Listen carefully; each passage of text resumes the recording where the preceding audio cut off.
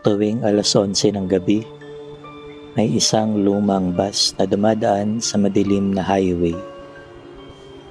At sa pinakadulong bahagi nito, may isang upuan na hindi kailanman nababakante kahit walang nakaupo. Sabi ng mga pasahero, malamig ang bahaging iyon ng bus. Sabi ng konduktor, may naririnig siyang humihinga roon kapag patay na ang ilaw. Pero sabi ng driver, may tao raw talagang nakaupo doon. At sa tuwing may totoong pasaherong magpapasyang umupo sa upuang iyon, kinabukasan, nawawala siya.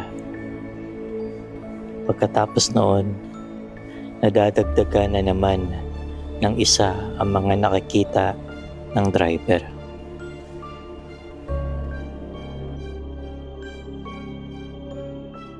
Labing isang taon nang bumabiyahe si Mang Tony sa rutang bayan hanggang lungsod. Kabisa na niya ang bawat lubak, bawat poste, bawat tindahang bukas pa kahit hating gabi. Pero ay isang bagay na hindi niya kailanman nasanay makita.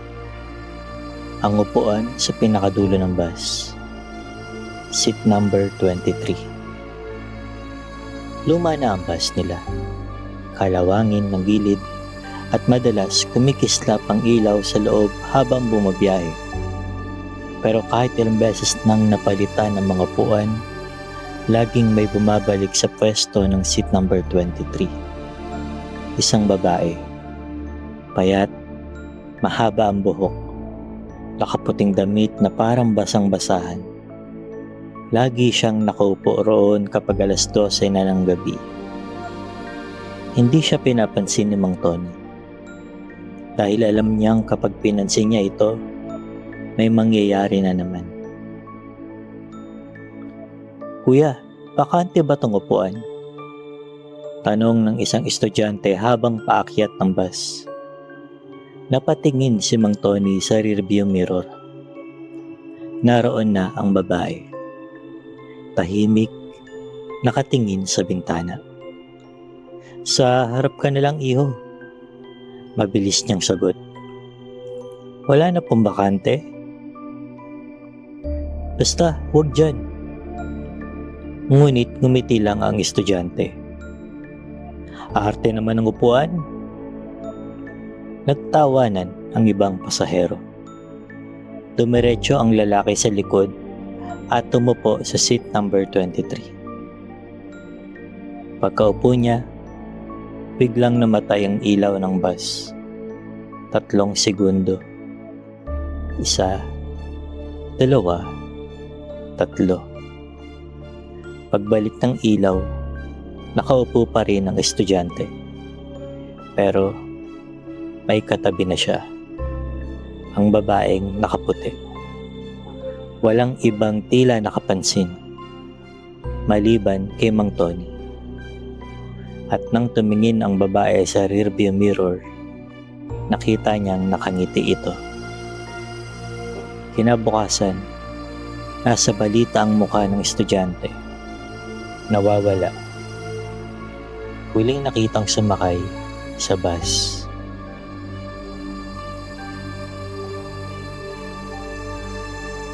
Hindi na ito ang unang beses. 3 na ang nawawala sa loob ng 2 taon. Isang tindera, isang construction worker, at ngayon, isang estudyante. Lahat sila naupo sa seat number 23. At pagkatapos nilang mawala, nagsisimula na silang makita ni Mang Tony sa bus. Noong una, isa lang ang babae. Pagkatapos ng tindera, 2 na sila. Pagkatapos ng construction worker, 3. At ngayong gabi, 4 na silang nakaupo sa pinakadulong bahagi ng bus. Tahimik, hindi gumagalaw.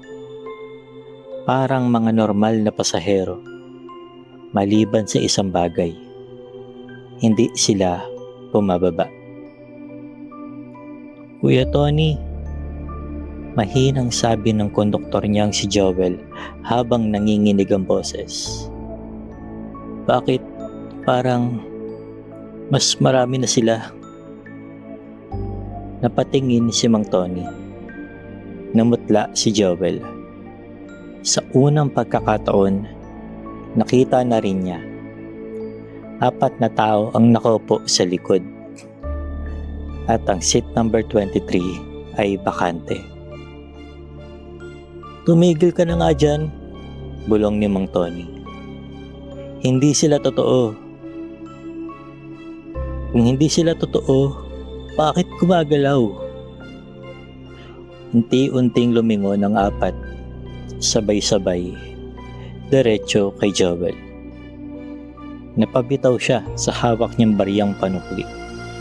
Kumalansing ito sa sahig.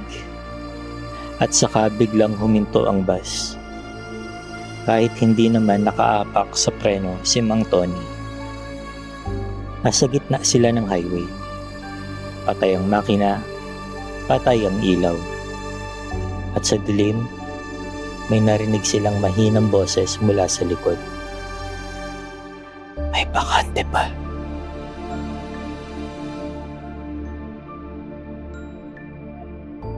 Kinabukasan, hindi pumasok si Joel. Hindi rin siya sumagot sa tawag. Nang puntahan ni Mang Tony ang bahay nito, umiiyak ang asawa niya. Hindi raw umuwi si Joel. Pero may kakaiba. Nakatiklop sa lamesa ang uniforme nito. Basa. At sa bulsa nito, may ticket ng bus. Seat number 23. Hindi na dapat bumiyahe si Mang Tony nung gabing yun. Pero wala nang ibang driver. At kung hindi siya papasok, baka iba naman ang mawala. Mag-isa niyang pinaandar ang bus. Walang konduktor, walang kausap. Tahimik ang biyahe. Masyadong tahimik. Pagdating ng alas 12, kusang bumukas ang pinto ng bus. May sumakay, pero walang tao. Isa-isang umiilaw ang mga upuan sa likod. At doon niya nakita. Nakadagdag na si Joel. Nakatayo ito sa tabi ng seat number 23. Kaputla, basa, at nakatingin kay Manong Tony. At nakatingin kay Mang Tony. Kuya, bulong nito. Pag may umupo dyan, makakauwi na kami. Napahinto si Mang Tony. Ano? Ngumiti si Joel. Ngunit hindi na ito mukhang tao. May kailangang kapalit. At saka dahan-dahang naupo si Joel sa pinakadulong upuan sa seat number 23. Pagkaupo niya, may kumatok sa pinto ng bus. Isang batang babae, basang-basa sa ulan. Kuya, sasakay po. Napatitig si Mang Tony. Dahil lahat ng upuan ay puno maliban sa isa. Seat number 23. Dito ka na lang sa harap, mabilis na sabi ni Mang Tony. Okay lang po, doon na lang ako, sagot ng bata. At bago pa siya mapigilan, tumakbo ito papunta sa likod. Hoy, huwag! Ngunit huli na. Umupo ang bata sa seat number 23. Biglang nagsara ang pinto ng bus. Kusang umandar ang makina. At bumilis ang takbo ng bus sa madilim na highway. Huminto ka! Sigaw ni Mang Tony habang pinipigilan ang manibela. Pero parang may ibang humahawak dito. Sa rearview mirror, Nakita niyang nakatayo na ang lahat ng nasa likod. Ang babae, ang tendera, ang construction worker, ang estudyante, si Joel, at ngayon ang batang babae. Nakatayo silang lahat sa aisle, nakatingin sa kanya. Ngumiti ang babae sa puting damit at itinuro ang upuan ng driver. Doon niya napansin na isa pang tao sa salamin. Nasa tabi niya. Siya. Nakatayo. Maputla. Basang-basa. Biglang sumalpok ang bus sa gilid ng kalsada. Kinabukasan, nakita ng mga pulis ang bus sa bangin. Wala nang laman. Walang driver. Walang pasahero. Pero nang hilahin nila palabas ang bus, may isang bagay silang napansin. Sa pinakadulong bahagi ng seat number 23 ay basa. At sa salamin sa itaas nito, may nakasulat gamit ang tila daliring basa. May bakante pa. Pagkalipas ng ilang linggo, may bagong driver na ang rutang iyon. Unang gabi niya sa biyahe, napatingin siya sa rearview mirror. At doon, sa pinakadulong upuan, may 6 na nakaupo. At isang upuan pa ang bakante.